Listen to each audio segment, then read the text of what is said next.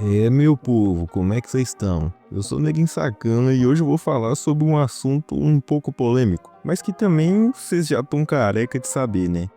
Neguinho, então por que você vai falar sobre isso? Porque eu tô sem criatividade pra ter ideia nova, né? Mas desde já eu agradeço os 500 inscritos e rumo a 1K, né? Bom, já tem mais de 10 anos que a quinta geração de Pokémon foi lançada, mas ainda hoje ela carrega uma história diferente de tudo que a franquia já viveu, né? Enquanto muitas gerações foram abraçadas pelos fãs logo de cara, o Nova teve um começo difícil. Quando Pokémon Black e White chegaram, lá por volta de 2010 no Japão e 2011 pro resto do mundo, a recepção foi bem dividida e para muita gente decepcionante. Muita mesmo. E é isso que a gente vai ver hoje. A gente vai entender por que o Nova foi tão odiado no começo e como ela conseguiu com o tempo virar uma das gerações mais amadas da franquia.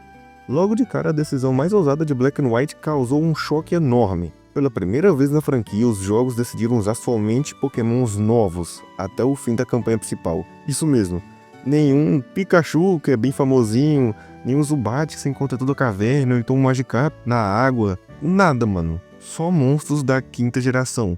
E isso foi um baita baque pra galera da época, principalmente os fãs das antigas. Muita gente se sentiu deslocada, como se estivesse jogando algo que não fosse Pokémon de verdade. A sensação era que o Nova queria apagar tudo o que veio antes e recomeçar do zero. E esse estranhamento fez muita gente rejeitar o jogo, antes mesmo de dar uma chance real. E aí veio o segundo motivo do hate, os designs dos novos Pokémons. Hoje é fácil ver um monte de gente dizendo que ama os Pokémons da quinta geração, como o Haxorus, o Hydreigon, o Chandelure, o Excadrill, mas na época o povo só queria saber de zoar. Vanillush virou um Pokémon sorvete sem graça. Trubbish, saco de lixo feio, e Klink, duas engrenagens sem graça que tinha cara, né?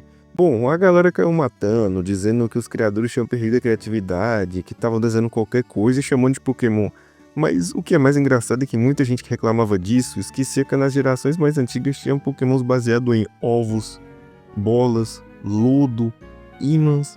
E tipo assim, o Nova era toda nova, então não tinha aquele apelo nostálgico, não teve o perdão, né? Os julgamentos foram bem mais pesados do que nas primeiras gerações. E para piorar, o Nova quis mexer em algo que sempre foi bem básico nos jogos: a história. Em vez de ser só aquela coisa de derrotar líder de ginásio, enfrentar a equipe vilã genérica, Black and White trouxe uma narrativa bem mais profunda, muito mais séria. A equipe Plasma não era só um bando de ladrão. Eles tiveram uma ideologia, queriam libertar os Pokémon dos humanos, para que somente eles tivessem como arma. E o N, o suposto líder deles, era um personagem cheio de conflitos internos, que realmente acreditava no que dizia. Ele foi criado para ser mais do que um vilão. Era quase que um rival filosófico, só que muita gente não estava pronta para isso. A maioria do público era criança ou adolescente e quando o jogo começava a entrar em discussões sobre liberdade, manipulação e ética, o povo simplesmente pulava os diálogos e falava que a história era chata ou sem graça. E aí entra também o visual, né? Mesmo sendo no Nintendo DS, Black and White tentaram inovar, com câmeras dinâmicas, cidades em perspectivas diferentes, ângulos diferentes nas batalhas e adivinha? Foi mais uma coisa que o povo reclamou. Diziam que os gráficos estavam feios, que os sprites tremiam demais, que parecia tudo pixelado demais, e alguns diziam que o jogo parecia mais bagunçado do que bonito. E somando isso à estrutura da campanha, que era mais linear, com menos rotas alternativas e menos liberdade, parecia que nada agradava. A sensação era de frustração. Para muitos, Black and White simplesmente não era digno de carregar o nome Pokémon.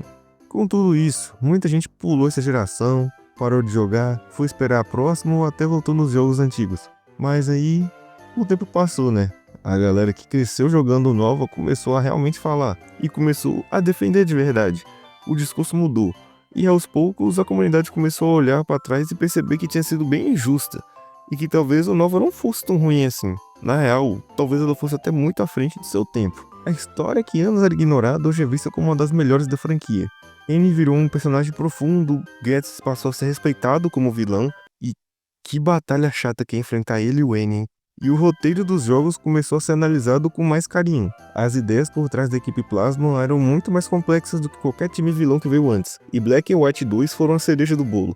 Porque esses jogos conseguiram fazer tudo o que os fãs queriam, trouxeram Pokémons antigos de volta e melhoraram o desafio, adicionaram um pós-game cheio de conteúdo e ainda deram continuidade direta à história anterior. Era tudo que o Nova precisava para provar o seu valor, né?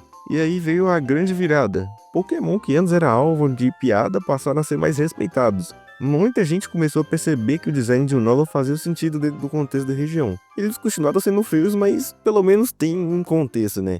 O Unova era baseado em Nova York, uma cidade moderna, industrial, cheia de lixo urbano, máquinas e contrastes sociais. Trubbish, Clink e companhia refletiam esse mundo. E os mais fortes, como o Volcarona, Crocodile, o Excadrill, o Haxorus, mostravam que o Nova também tinha monstros poderosos, né? A Black 2 e White 2 estão falando que talvez seja um dos melhores pós-games da franquia inteira, com modos de dificuldade, torneios com campeões de outras gerações, eventos novos e o Elite 4 totalmente reforçada.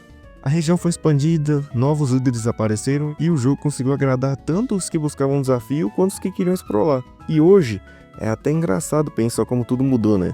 A região ganhou respeito, ganhou carinho e foi redescoberta.